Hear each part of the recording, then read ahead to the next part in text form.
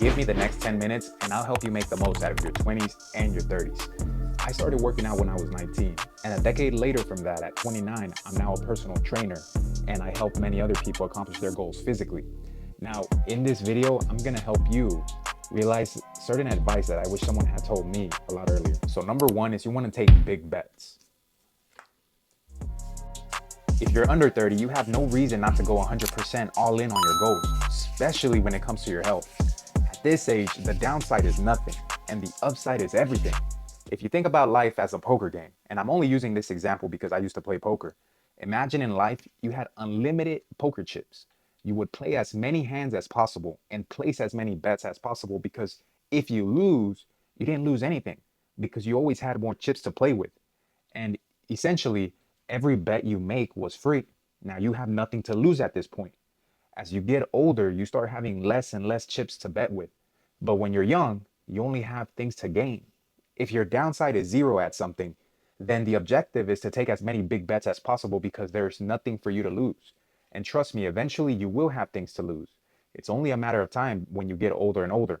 Now, if you can take care of your health right now in your 20s, I guarantee you, your life will be a lot easier than if you didn't make that bet. Figure out what kind of fitness you want to get into. Figure out what foods you want to stick with that are healthy. The fact that people don't make big bets, myself included when I was younger, is many times out of the fear of failure. Now, I was holding myself back because I had this belief that maybe I wasn't good enough. And at the time, maybe I really wasn't good enough because consistency and discipline is the basic building blocks in order to get good at anything.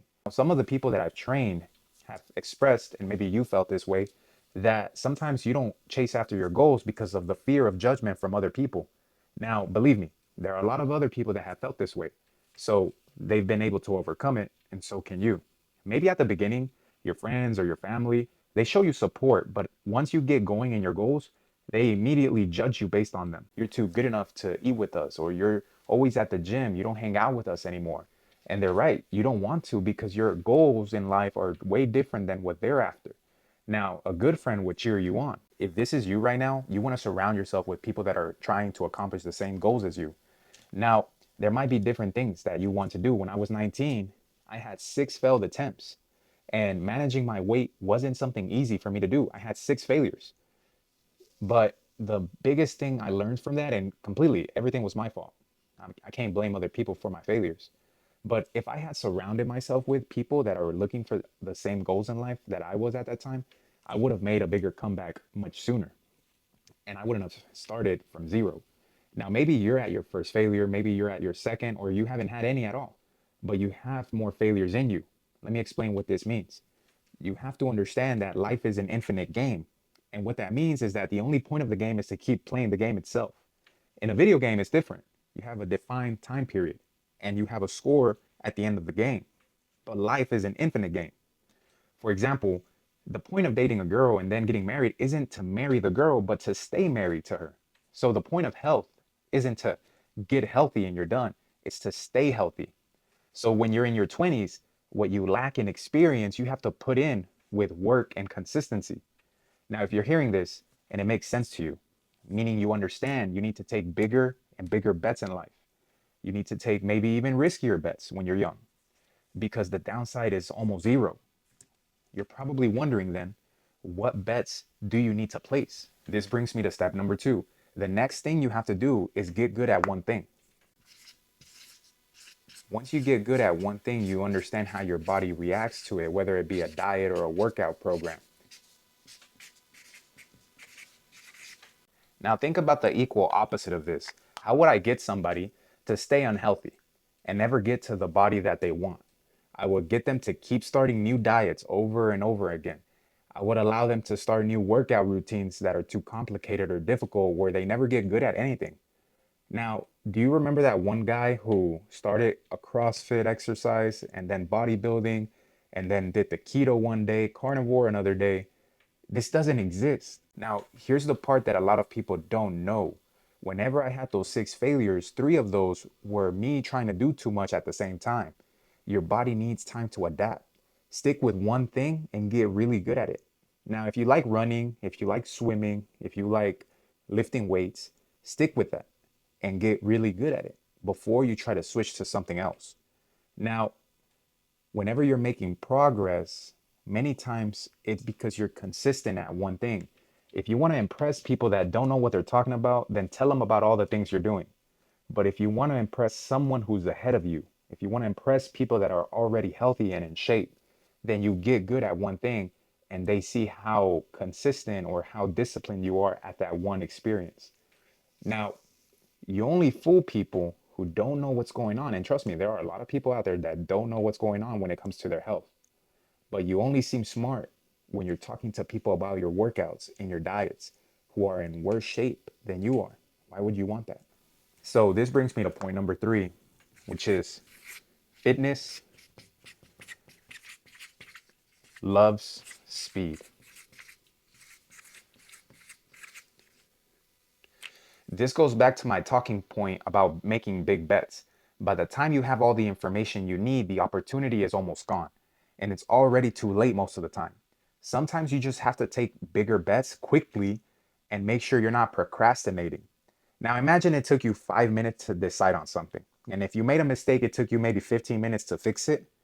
You should at least make the decision and get going after those 20 minutes than to have an hour of procrastination, an hour of gathering information. Procrastination is just you not respecting the time that you have in front of you. You're arrogant to think that you have more time in the future. You might not deserve more time in the future. So respect the time that you have right now. And if you can't listen to yourself when you know you have to do something, how do you expect other people to listen to you?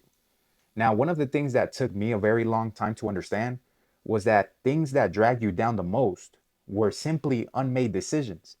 Those are the things that weigh you down. They take up all of your attention and they take up all of your time. And at the end of the day, you never made a decision most of the time.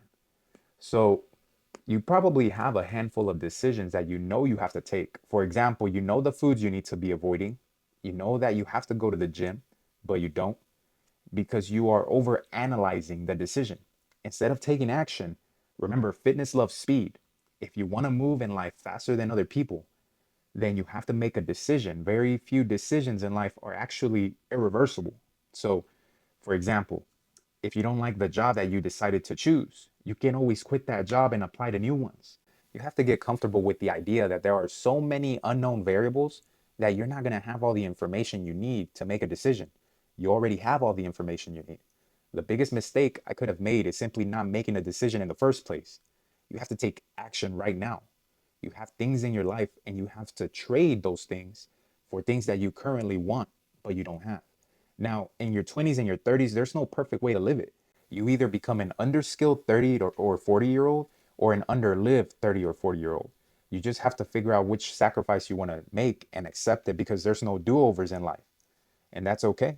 You just have to accept it. And every single human being has 24 hours every single day. We all have the same amount of hours.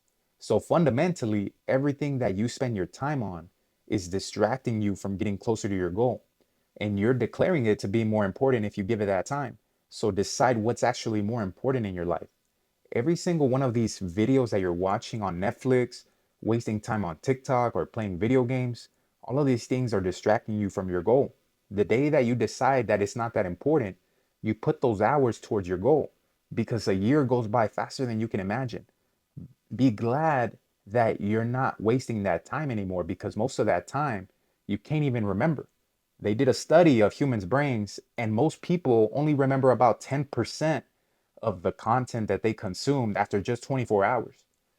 Now, imagine how much of that time you would have wasted in a year. You just need to appreciate the time that you have in front of you. You don't need more time. Give yourself some perspective and decide what kind of life you want to have in the next 5 to 10 years. Now, if you're someone in your 20s, you're someone in your 30s, this is my last advice. Focus on your purpose, ignore the noise, and work so much that success is the only option.